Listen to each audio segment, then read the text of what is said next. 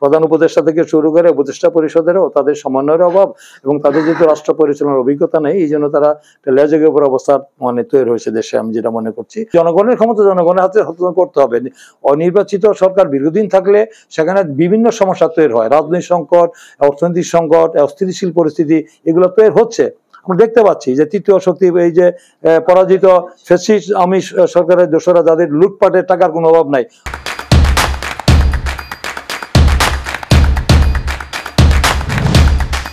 মানে 30 লক্ষ কোটি টাকা বিদেশে তারা পাচার করেছে।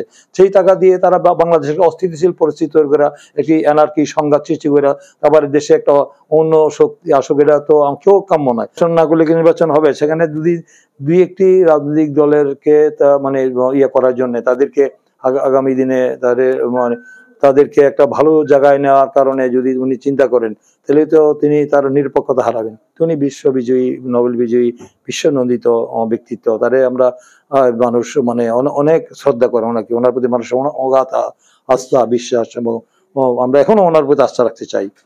আশা করবি যে উনি সুবোধ উদয় হবেন এবং ওনারা একটু মানে এই ব্যাপারে বিবেচনা করবেন, রাজনৈতিক দল জনগণ কি চায়, জনগণের পালস বুঝবেন। কারণ জনগণ আবার দেখেছেন যে জনগণের মাঝে যদি এই জিনিসগুলো নিয়ে যদি সন্দেহ সংশয় সৃষ্টি হয়, তাহলে তো আবার একটা আন্দোলন হলে জনগণ রাস্তায় নামুক, এটা আমরা চাই না। আমরা মনে করি না যে কোনো আন্দোলন করে আমাদের দাবি আদায় করতে হবে। এই যদি সংস্কারের সংস্কার আর যে কথা ওনারা বলছেন যে সংস্কার তো আমরাও চাই, সংস্কার নিয়ে তো কোনো মানে এখানে কোনো বিতর্ক নাই। কিন্তু সংস্কারের কথা বলে এবং আমাদের বিচারের কথা বলে তো এটা অনির্দিষ্টকালের জন্য অনন্তকাল তো চলতে পারে না। সংস্কার থেকে চলমান প্রক্রিয়া, এই সংস্কার তো নতুন নতুন দেশের পরিস্থিতির সংস্কার হবে।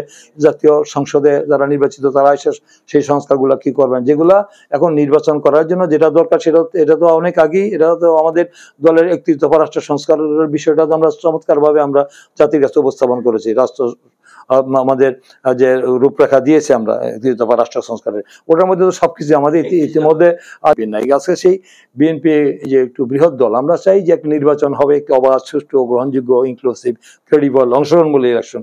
যে নির্বাচন মানুষের নির্ভয়ে নির্বিঘ্নে গিয়ে তাদের মত প্রকাশের স্বাধীনতা থাকবে, তাদের পছন্দের প্রার্থীকে নির্বাচিত ভোট দিয়ে নির্বাচিত করবো, সেই যে দলেরই হোক সে আসুক। আমরা তো বলি না বিএনপিকে ভোট দিতে হবে, আপনাদের পছন্দের প্রার্থীকে দিবেন, কিন্তু জনগণের নির্বাচিত প্রতিনিধিরা, জনপ্রতিনিধিরা দেশ পরিচালনা করবে, যেটা আমাদের সংবিধানের স্পষ্ট উল্লেখ আছে। রাষ্ট্রের ভূখণ্ডের মালিক দেশের জনগণ, এই জনগণই রাষ্ট্রের ক্ষমতার উৎস এবং তাদের ভোটে নির্বাচিত। অনির্বাচিত সরকার একটা হয়েছে, সেটা কিন্তু আমাদের সর্বশ্রেণী পেশার মানুষের সমর্থনে কিন্তু বর্তমান ডক্টর মোহাম্মদ ইউনূস সরকার, উনি যে অন্তর্বর্তীকালীন সরকার, ইন্টারিম গভর্নমেন্ট যাকে আমরা বলি, তা ওনারা দায়িত্ব পালন করছেন। এই তো বাংলাদেশের ইতিহাসে এরকম সমর্থন নিয়ে কমই আসছেন, কিন্তু এর আগে আমরা দেখেছি, আমরা আশা করেছিলাম মানুষের যে প্রত্যাশার জায়গা, আশার জায়গা যেটা ছিল, আস্থার জায়গা, যে এই সরকারের আমলে আমরা হয়তো অতীতে যেটা 91-এ যে বিচারপতি শাহাবুদ্দিন যে মাত্র 3 মাসের মধ্যে একটা বিশ্বের সবচেয়ে বিশ্বের সবচেয়ে একটা উল্লেখযোগ্য, গ্রহণযোগ্য এবং প্রশংসনীয় একটা নির্বাচন করতে পেরেছিলেন। দীর্ঘ 9 বছর স্বৈরাচারের পতনের পরে এরকম একটা ইলেকশন করা, এটা কিন্তু অত্যন্ত দুর্লভ ছিল, সেইটা অত্যন্ত কঠিন ছিল। সেই কঠিন চ্যালেঞ্জ মোকাবেলা করে কিন্তু সেই ইলেকশন করেছিলেন, এটা প্রশংসিত সর্বমহলে।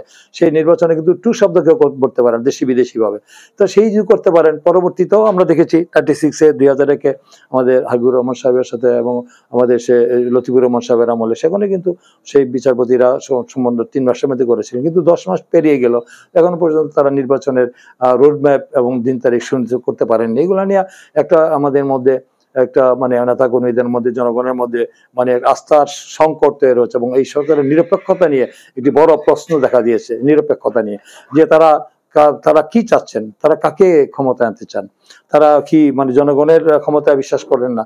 তার কথাবার্তার মধ্যে আমরা দেখি যে তাদের অসঙ্গতি, প্রধান উপদেষ্টা থেকে শুরু করে উপদেষ্টা পরিষদেরও তাদের সমন্বয়ের অভাব এবং তাদের যেহেতু রাষ্ট্র পরিচালনার অভিজ্ঞতা নেই, এই জন্য তারা লেজের উপর অবস্থা তৈরি হয়েছে দেশে, আমি যেটা মনে করছি। এবং আইন শৃঙ্খলা পরিস্থিতি অবনতি হচ্ছে, বিদেশি বিনিয়োগ হচ্ছে না। এটা নির্বাচন ওনার পক্ষ থেকে উনি দিয়েছেন, ওনার কোন দৃষ্টিকোণে দিয়েছেন সেটা নিয়ে জনগণ এটা অনেক ব্যাখ্যা বিশ্লেষণ করবেন। এটার পিছনে ওনার কি উদ্দেশ্য রয়েছে, যে উনি কেনই বা আগামী এপ্রিলের ফার্স্ট উইকে করতে যাচ্ছেন। এপ্রিলের ফার্স্ট উইকে তো বাংলাদেশের ইতিহাসে কোনো জাতীয় নির্বাচন অনুষ্ঠিত হয়েছে বলে আমার অন্তত জানা নেই।